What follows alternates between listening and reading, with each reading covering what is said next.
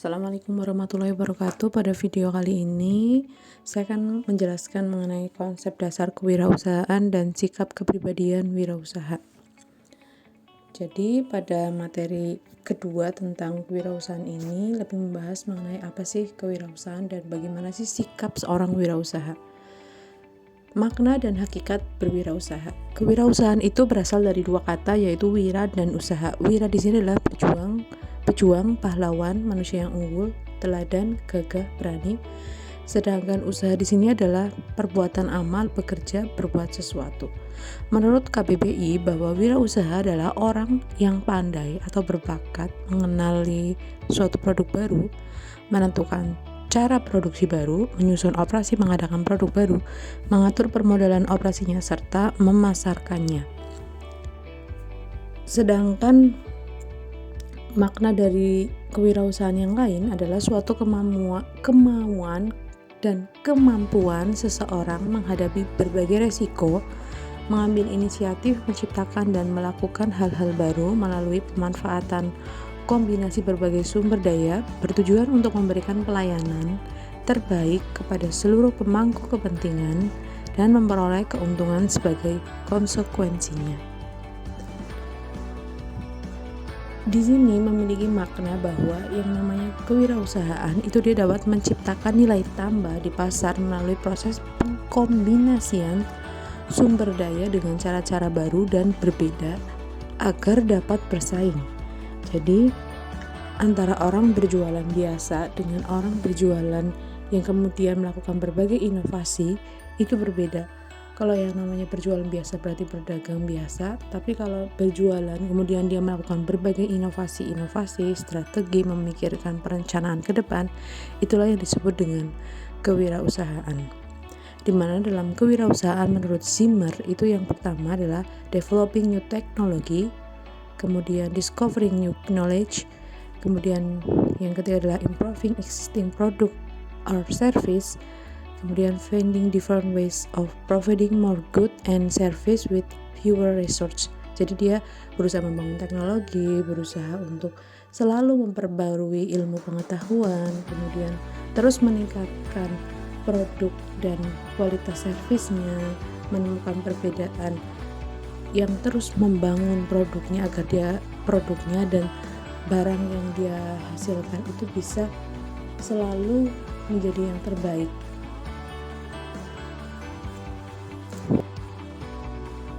Ada 7 faktor yang menjadi sumber kemungkinan menjadi wirausaha. Jadi kadangkala yang namanya wirausaha itu muncul bukan karena cita-cita, tetapi ada hal-hal lain. Misalnya karena hal tak terduga, jadi menemukan sesuatu yang tak terduga, kayak misalnya brownies ya, itu kan diciptakan bukan sengaja, tetapi karena memang suatu kegagalan yang tak terduga yang akhirnya sekarang menjadi produk unggulan.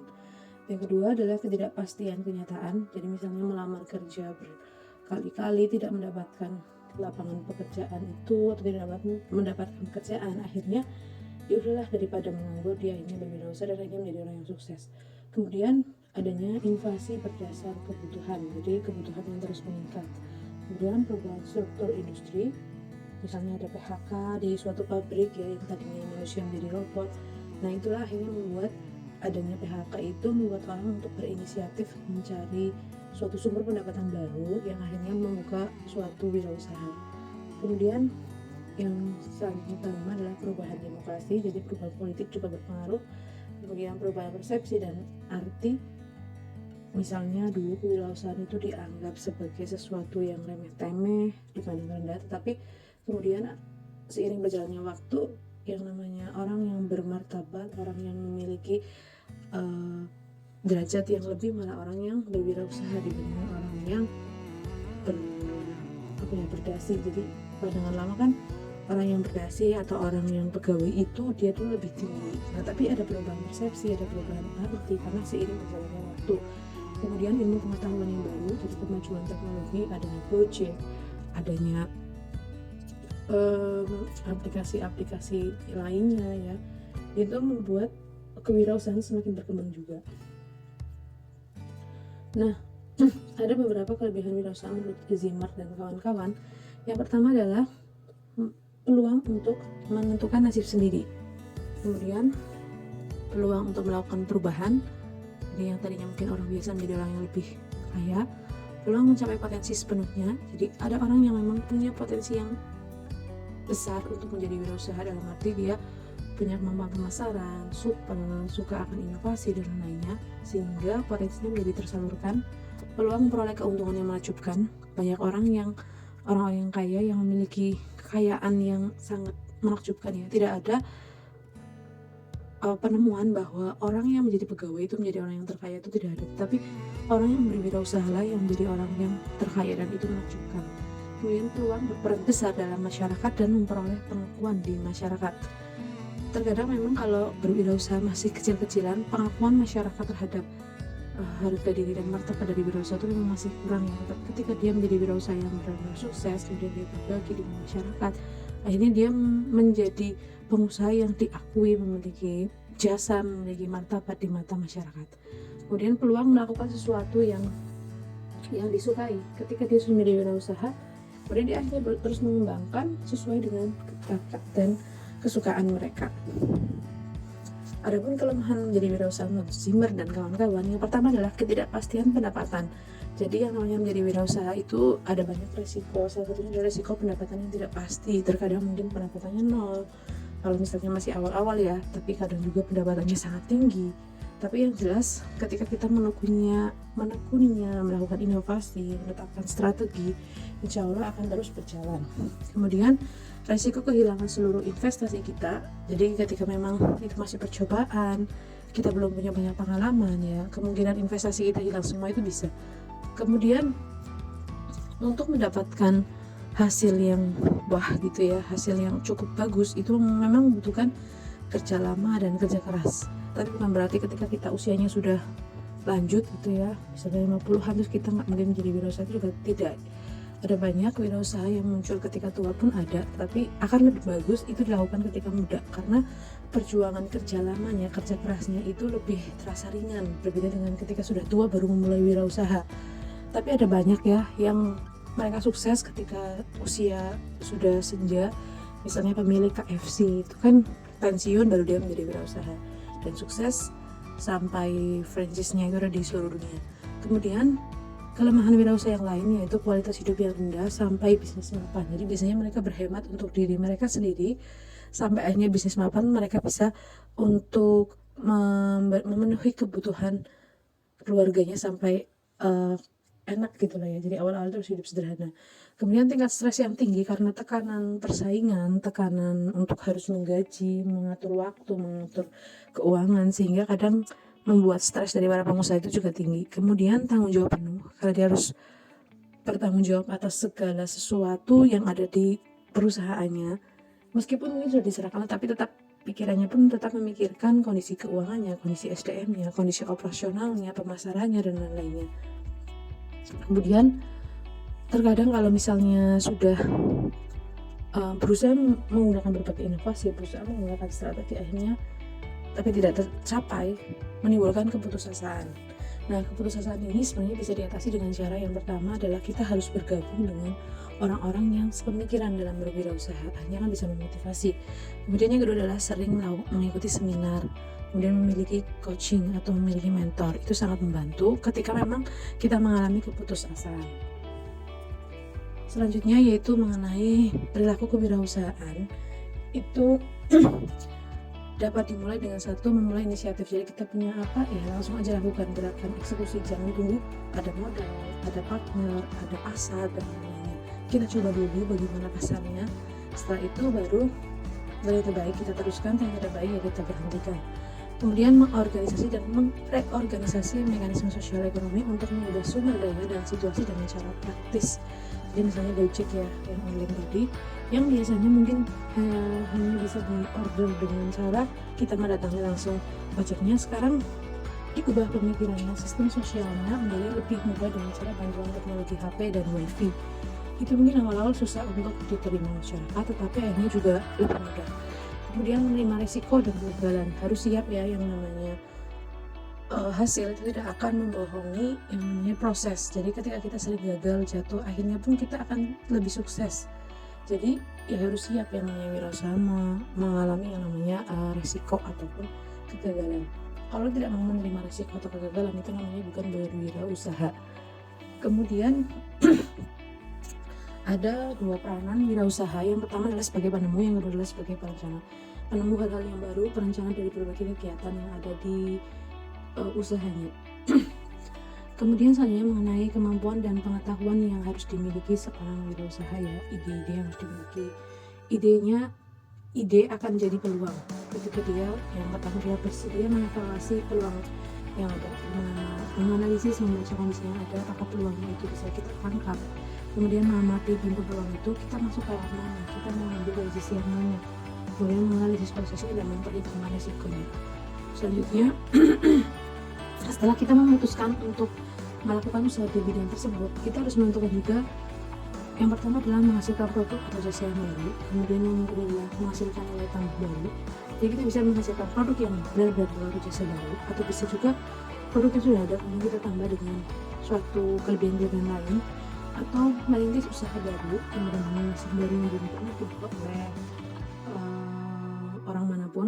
Kemudian bisa juga kita menghasilkan proses atau teknik yang baru, bisa juga kita menghasilkan organisasi-organisasi yang baru. Jadi ada banyak jenis yang namanya usaha organisasi baru, misalnya dalam bidang hukum, ya, yang tadinya belum ada organisasi X kemudian dimunculkan dalam bidang hukum, atau mungkin dalam bidang manajemen yang tadinya belum ada organisasi X, misalnya jasa konsultasi di bidang UMKM atau jasa konsultasi di bidang pedesaan. Nah, itu belum ada, terus kemudian dimunculkan. Adapun wirausaha itu harus memiliki bekal pengetahuan dan bekal keterampilan, karena bekal pengetahuan dan bekal keterampilan inilah yang akan memandu dia ketika dia melakukan usaha. Bekal pengetahuannya itu nanti bisa dilihat di slide, ya, dan bekal keterampilannya.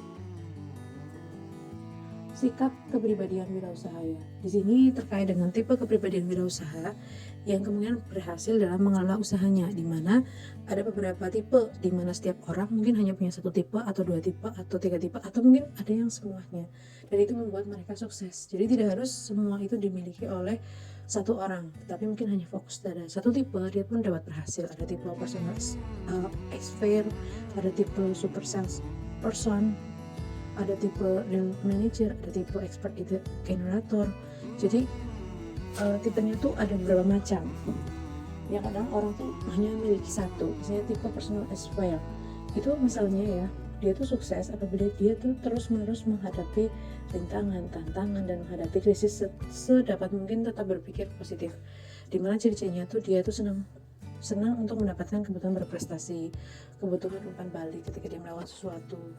Dia juga senang melakukan suatu perencanaan, penetapan tujuan, inisiatif pribadi yang kuat, kemudian komitmen pribadi yang kuat, percaya pada satu orang dapat memainkan peran penting, percaya pekerjaan itu untuk tujuan pribadi. Jadi intinya dia itu senang berprestasi, senang melakukan perencanaan, senang diberi umpan balik. Jadi biasanya ciri orangnya di sini adalah orang-orang yang pintar. Itu. Yang kedua adalah tipe super salesperson, di mana dia memiliki ciri-ciri untuk memahami mengerti orang lain, kemudian keinginan untuk membantu orang lain, percaya proses sosialisasi sangat penting, kemudian memiliki kebutuhan untuk berhubungan positif dengan orang lain, percaya bagian penjualan itu sangat penting untuk melakukan strategi perusahaan. Jadi dia merasa berhasil kalau dia dapat memanfaatkan banyak waktunya untuk terus melakukan penjualan, pemasaran, dan meminta orang lain untuk mengelola bisnisnya. Jadi dia itu tipe orang yang suka bergaul, supel, kemudian senang akan dunia pemasaran, karena dia tadi suka bergaul tadi, ya, sehingga itu tadi dia lebih mengutamakan pergaulan untuk mengarahkan orang-orang membeli produknya ataupun mengelola bisnisnya agar dapat terus berjalan dengan lebih baik. Kemudian ada tipe real manager, di mana cirinya adalah ingin menjadi pemimpin perusahaan, ketegasan, sikap positif, keinginan untuk bersaing, keinginan untuk berkuasa, keinginan untuk menonjol di antara orang lain, di mana dia merasa berhasil kalau dia memulai usaha baru dan mengolah sendiri usahanya. Jadi selalu ingin menjadi seorang pemimpin yang memiliki ketegasan, memiliki sikap positif, bersaing, berkuasa, menonjol dari orang lain. Itulah tipe real manager. Selanjutnya adalah tipe expert ide generator, di mana dia memiliki ciri-ciri ingin melakukan suatu inovasi terus-menerus, menyukai suatu gagasan-gagasan, Kemudian percaya pengembangan produk itu sangat penting dalam menjalankan strategi organisasi, memiliki intelijensi yang tinggi, menghindari resiko-resiko, atau memiliki sifat kehati-hatian. Ada ya memang orang seperti ini, jadi dia tuh senang berwirausaha tapi dalam bidang teknologi ataupun kecerdasan, yang mana dia menghindari hal-hal yang memiliki modal yang terlalu tinggi atau risiko yang terlalu tinggi. Ya contohnya dalam bidang teknologi ya, itu kan modalnya tidak terlalu besar, tapi memang otak-ngatik programmer itu kan otak-atik dan permainan otak seperti teknologinya itu sangat tinggi. Dia merasa berhasil ketika dia tujuan kerja bisnis itu menggunakan teknologi yang tinggi. Selanjutnya, kerangka berpikir seorang wirausaha ya, di mana wirausaha adalah orang yang mendirikan, mengelola, mengembangkan dan melembagakan perusahaan miliknya, di mana dia itu melibatkan antara unsur peluang yang ada dengan kemampuan menanggapi peluang tersebut, yaitu dengan pengetahuan dan keterampilan yang sudah saya sebutkan di sebelumnya ya, di mana dia tanggap terhadap peluang yang terungkap dalam seperangkat tindakan serta membuahkan hasil organisasi yang berlembaga, yang akhirnya dia menghasilkan suatu organisasi yang berlembaga dan juga produktif dan inovatif. Dimana kerangka berpikir dari wirausaha di sini ada poin A sampai C ya, A, B, C. Dia ada pola tanggap, karakteristik perseorangannya, karakteristik kelompok sosialnya. Jadi bagaimana dia memiliki karakteristik secara perseorangan sendiri, secara kelompok sosial dia seperti apa juga. Kemudian dia juga dapat membaca pola peluang terhadap kebutuhan ekonomi maupun peluang terhadap kemajuan teknologi. Jadi bagaimana sih kebutuhan ekonomi masyarakat, mungkin misalnya ya di kampus, sekitar kampus butuh laundry, itu kan peluang dalam hal kebutuhan ekonomi. Terus gimana caranya supaya laundry ini tetap dapat berkembang lebih efektif, lebih mudah dengan bantuan teknologi, misal seperti itu. Kemudian antara kita tanggap, kita membaca peluang, itu harus bisa dilakukan ketika kita jadi sudah ada gitu ya, kita tanggap terus kita membaca ada peluang, dan kita harus melakukannya dengan perilaku wirausaha, yaitu mendirikan usaha, kemudian setelah itu mengelola, setelah dikelola bagus kemudian diteruskan dengan mengembangkan, kalau tidak bagus ya berarti diganti dengan usaha yang lain, kemudian setelah mengembangkan melembagakan. Jadi yang namanya wirausaha itu harus dibentuk sistemnya. Kalau itu dilakukan kita semua, ya itu namanya bukan wirausaha ya, kita lakukan sendiri, semua sendiri itu tidak bisa. Tetapi kita kalau bisa mengorganisasikannya, melembagakannya supaya tersistem dan dapat kita tinggalkan suatu saat tetapi tetap dapat berjalan. Kemudian yang C adalah tentang hasil usaha dari perusahaan. Itu sebaiknya apa yang kita hasilkan itu adalah tepat guna bagi konsumen tertentu itu tepat. Kemudian hemat usaha, harus selalu melakukan penghematan dalam usaha, unggul dalam hal mutu, serta selalu melakukan pembaharuan. Jadi wirausaha di sini itu tidak hanya karena bakat itu dilahirkan, tapi juga bisa karena dibentuk. Jadi yang di sini mungkin dari bapak ibunya atau keturunan atasnya itu bukan seorang wirausaha, jangan merasa berkecil hati, karena yang mau wirausaha itu tentunya dia bisa karena dia bakat, tapi juga bisa karena dia dilahirkan. Wirausaha yang berhasil adalah wirausaha yang memiliki bakat, yang kemudian melalui pendidikan, melalui pelatihan, bergaul dalam komunitas dunia usaha, yang akhirnya dia bisa berhasil mengembangkan usahanya. 6 tingkatan motivasi berwirausaha atau latar belakang kenapa seseorang melakukan wirausaha secara awal sampai akhirnya dia sukses itu berbeda-beda, dan tiap orang mungkin punya dari 6 ini mungkin ada 1, ada 2, ada 3, ada semuanya, itu berbeda-beda pada setiap orang. Misalnya motivasi material, ya karena dorongan dia harus mencari nafkah. Motivasi rasional intelektual, karena dia memang dapat membaca peluang dan potensi pasar sehingga menghasilkan suatu produk atau jasa baru. Motivasi emosional ekosistem, di mana dia menjadi wirausaha karena dia dapat menciptakan nilai tambah, memelihara kelestarian sumber daya lingkungan. Kemudian yang keempat, motivasi emosional sosial, di mana dia dapat menciptakan suatu wirausaha itu karena dia dapat menjalin hubungan dengan satu sama lainnya yang akhirnya menghasilkan suatu produk atau jasa yang dapat membantu dari hubungan tersebut.